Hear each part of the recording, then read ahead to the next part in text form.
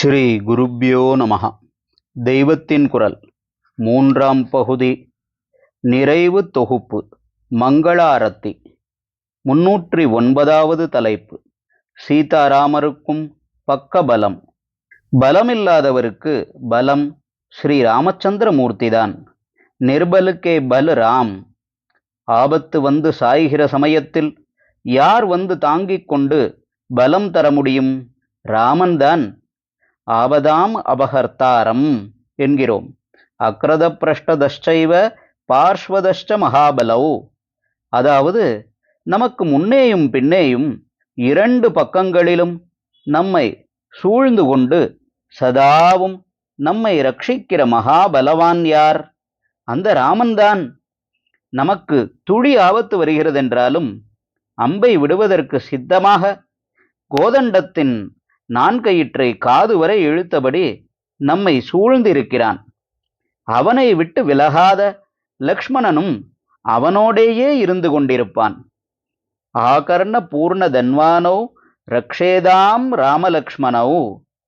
ஆனால் இப்படிப்பட்ட புருஷ சிரேஷ்டர், வீர ராகவன், விஜய ராகவன் என்றே பெயர் பெற்ற மகாவீரர் ஆஞ்சநேயரை தமக்கு பக்கபலமாக கொண்டதால்தான் அவதார காரியத்தை பண்ண முடிந்ததாக காட்டியிருக்கிறார். மனுஷ்ய வேஷம் பிரமாதமாய் போட்டவர் அவர். சீதையை ராவணன் கொண்டு போய் எங்கே வைத்திருக்கிறான் என்று தெரியாத மாதிரியே நடித்தார். சொல்லி முடியாத துக்கப்பட்டார்.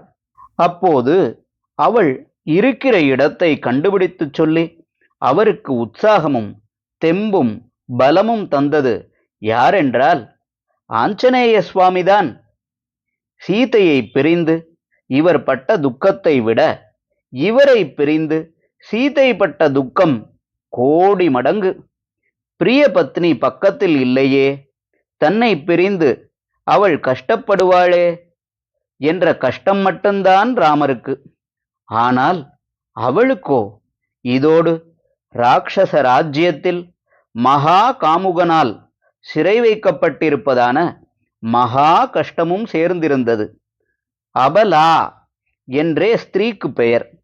சாக்ஷாத் ஜெகன்மாதாவான மகாலட்சுமி சீதையாக வந்து அபலையிலும் அபலையாக அசோகவனத்தில் படாத கஷ்டப்பட்டு அந்த கஷ்டத்துக்கு முடிவு பிராணனை விடுவதுதான் என்று சுருக்கு போட்டுக்கொள்ள இருந்தபோது அவளுக்கு உற்சாகத்தை, தெம்பை, பலத்தை தந்தது ஆஞ்சநேயர்தான். ஹரஹர சங்கர, ஜெய ஜெய சங்கர. தெய்வத்தின் குரல் மேலும் ஒலிக்கும்.